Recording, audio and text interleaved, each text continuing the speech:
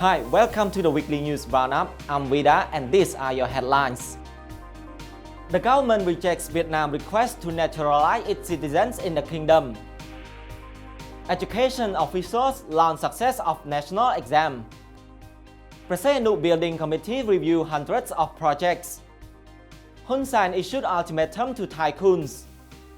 Bidding on major road artery renovations to begin next month. Cambodian Public Bank signs fees collection agreement with Ministry of Public Works and Transport.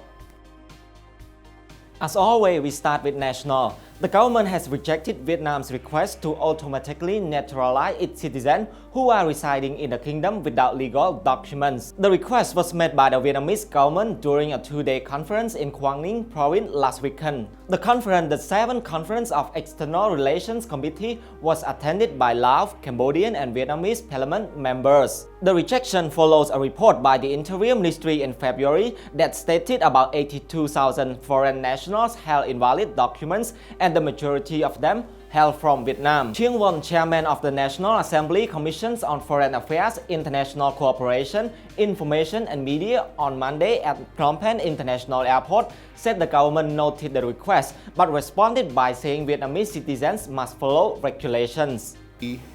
Vietnam លោកបានស្នើយើងពីរឿងប្រជាប្រដ្ឋវៀតណាមដែលមករស់នៅក្នុងយូរហើយនៅក្នុងតំបន់ហ្នឹងមិនក៏យើងមិនផ្ដល់ជំនឿឲ្យអញ្ចឹងបាទខ្ញុំនឹងគណៈប្រតិភូយើងបានឆ្លើយតបច្បាស់លាស់ពីរឿងនេះថាយើងមានច្បាប់ទម្លាប់របស់យើងហើយច្បាប់ជាច្រើនក្នុងនោះរួមទាំងច្បាប់សញ្ជាតិនឹងផងច្បាប់អន្តោប្រវេសន៍ផងបាទយើងមិនអាចឲ្យគាត់ឲ្យគ្រប់សញ្ជាតិអូតូម៉ាទិកស្វ័យប្រវត្តិចំពោះបងប្អូនវៀតណាមរបស់គាត់ដែលមករស់នៅខុសច្បាប់ក្នុងដែនដីកម្ពុជាកន្លងទៅយើងមិនអាចឲ្យកើតទេក៏ប៉ុន្តែគាត់អាចដាក់សុំសញ្ជាតិសុំអីចឹងទៅច្បាប់ទម្លាប់របស់យើងវាចឹងហើយនេះជាការតឹងតែងដែលយើងបានអនុវត្តហើយការតឹងតែងអនុវត្តនេះគឺល្អណាស់សម្រាប់យើងដើម្បីការពារផលប្រយោជន៍របស់កម្ពុជា Mr. Won added that Cambodia cannot automatically naturalize Vietnamese citizens who have been illegally living here for a long time. Mr. Won said regulations are set in place to protect the country's interests. Deputy Kampong Chnang Governor Sun Suvarnarath said nearly 2,400 ethnic Vietnamese families and about 2,000 Khmer Cham families and are expected to relocate to one of 6 designated areas in Kampong Chnang City or Boribo, Kampong Tralach and Cholkiri district by the end of this year. The two-day national high school examination ended successfully earlier this week, with the Education Ministry reporting only 2 cheating cases out of the 117,043 candidates throughout the country. The ministry also said that there were 1,838 absentees and that one candidate was disqualified for arriving late. It said that 152 candidates suffer from health problems, but most were able to continue sitting. លទ្ធផលនឹងវាយ៉ាងម៉េចដែរយកលទ្ធផលមកវិភាគមករយៈសិនគឺមិនបាននឹងមិនផ្សព្វផ្សាយលទ្ធផលភ្លាមទេគឺយើងវិភាគហើយទើបយើងឲ្យអ្នកបច្ចេកទេសទៅចូលទៅក្នុងប្រព័ន្ធកម្មវិធីទៀតđểមើលថាតើលទ្ធផលនឹងវាត្រឹមត្រូវឬក៏អត់ទើបយើងនឹងប្រជុំសម្រាប់ប្រកាសលទ្ធផល The report added that 11 seriously ill candidates were unable to continue after being sent to hospital. The ministry noted that there was rainfall in Previhi, Stang Trai, Ratanakiri and Koh Kong provinces, but exam centers were unaffected. The national high school examination result will be announced in Phnom Penh and Kandal province on September 10 and in other provinces on September 11. During the 2 days of exam, Fang of parents took leave from work to provide moral support for their children by staying outside the exam centers. Provincial Hall spokesman King Pirom recently revealed that Land Management Ministry and provincial officials have reviewed the permits and safety standards of nearly 300 construction projects in Presehanu. Prime Minister Hun Sen ordered for the creation of the Committee for the Inspections of Quality in Buildings in Presehanu after the Sehanu building collapsed in June that killed 28 and injured 26 others.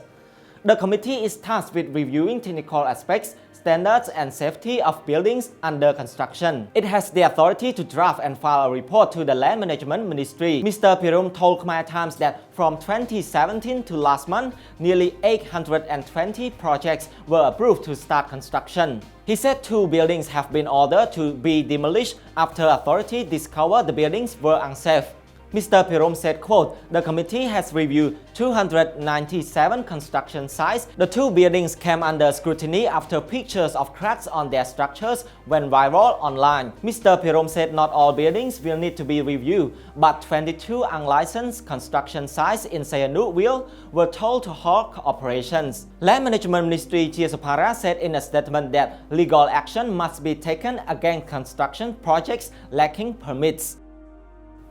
Prime Minister Hun Sen has ordered members of the military and police forces who hold the honorary title Oknya, which translates to tycoon, to choose between their state positions or private titles. CPP spokesman Champol Virun said Mr. Hun Sen issued the ultimatum during a closed-door CPP Central Committee meeting at the Corporate Convention Center yesterday, where nearly 1,000 senior party members were present. Mr. Paul Virun said the ultimatum was especially made for members of the armed forces. He said, quote, "Some generals or colonels in the National Police, Royal Cambodian Armed Forces and Military Police have Oknya titles.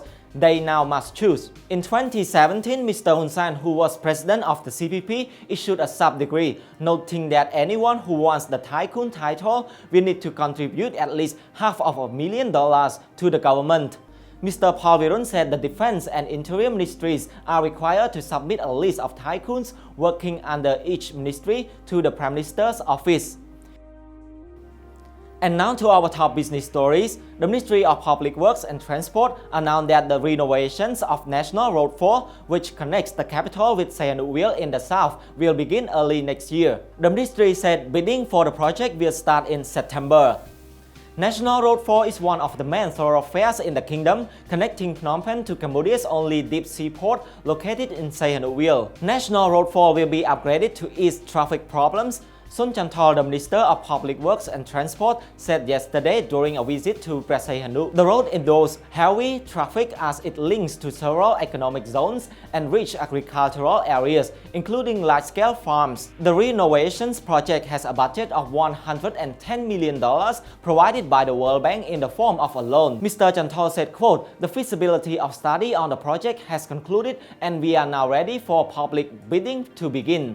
He said we expect construction work to begin in early 2020. The World Bank's interest-free loan will be used to improve the conditions, safety and climate resilience of the road, the government said, adding that it is also expected to provide immediate and effective access for emergency vehicles. The money will be used for upgrade 200 kilometers of road with an overlay of asphalt, shoulders will be replaced, and drains and bridges will be built in flood-prone areas, the government said. In March, construction of $2 billion expressway connecting Phnom Penh and Sihanoukville province began.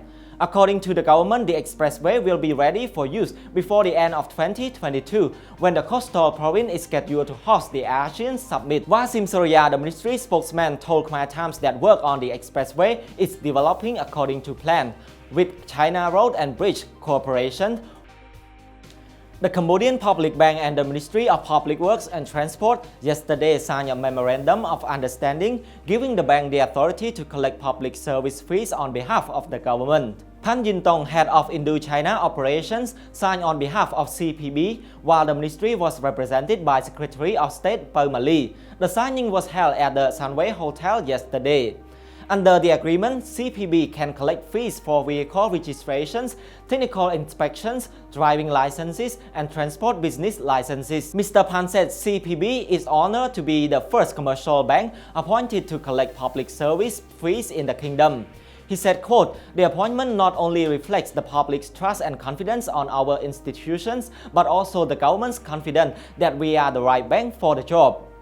Mr. Pan stressed that they are well equipped and prepared to do the job. He said, quote, "We have the necessary expertise and experience and have been providing training for the frontline officers. Since 2017, on behalf of the Ministry of Economic and Finance, CPB has been collecting property, vehicle and business taxes." What do you think of this week's stories? Do you have story you think we should cover? Please comment below. If you find the program informative, please consider like and sharing, and don't forget to subscribe in order to get the latest updates on the happenings here in Cambodia. I'm Vida. Have a good weekend.